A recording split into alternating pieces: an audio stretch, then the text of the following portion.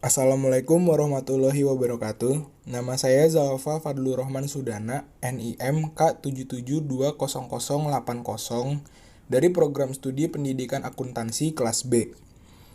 Pada kesempatan kali ini, saya akan menjelaskan tentang hukum Islam. Sumber hukum merupakan segala sesuatu yang berupa tulisan, dokumen, naskah, dan sebagainya yang digunakan oleh suatu bangsa sebagai pedoman hidupnya pada masa tertentu. Dalam ajaran Islam, terdapat sumber hukum pokok yang menjadi pedoman atau rujukan bagi umat Islam.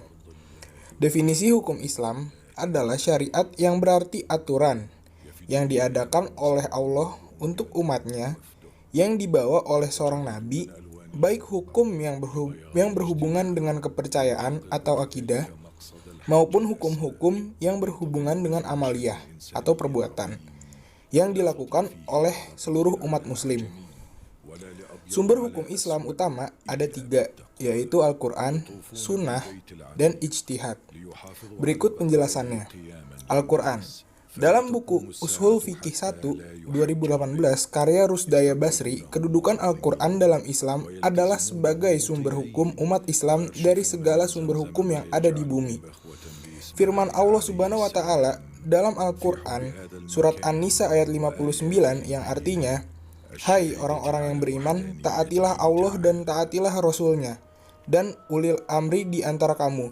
Kemudian, jika kamu berlainan pendapat tentang sesuatu, maka kembalikanlah ia kepada Allah, Al-Quran, dan Rasul, sunnahnya.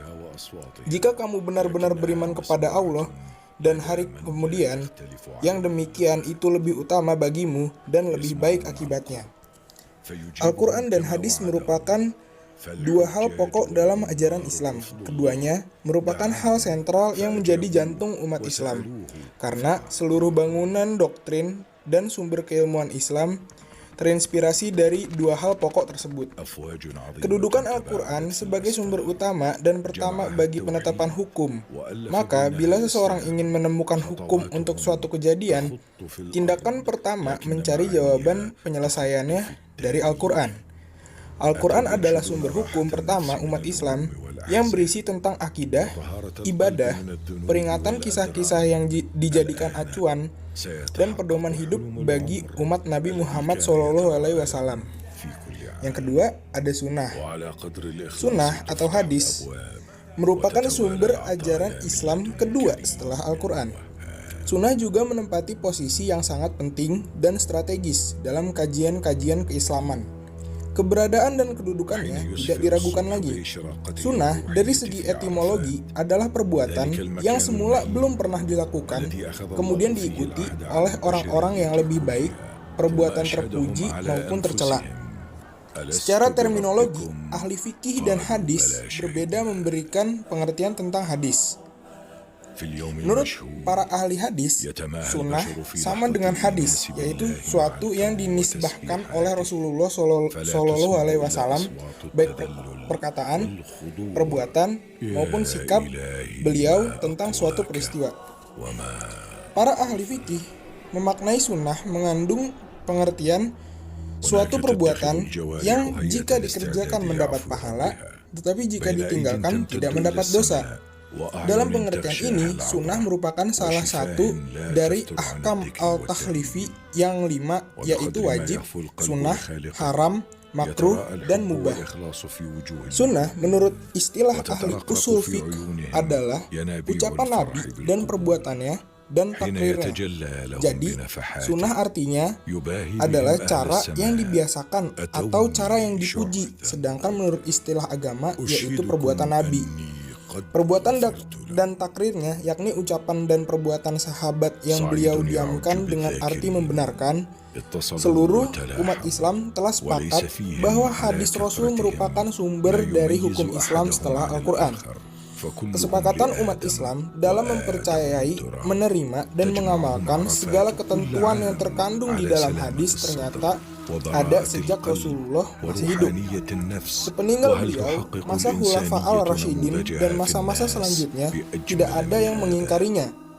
Banyak dari mereka yang tidak hanya memahami dan mengamalkan isi kandungannya, tetapi juga menghafal, memelihara, dan menyebarluaskannya kepada generasi-generasi selanjutnya.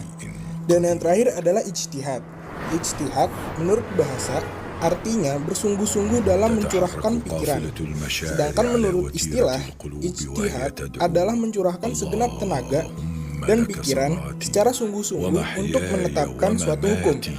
Ijtihad dapat dilakukan ketika suatu masalah yang hukumnya tidak ada di dalam Al-Quran dan hadis, sehingga bisa menggunakan ijtihad dengan menggunakan akal pikiran, namun tetap mengacu berdasarkan Al-Quran dan hadis.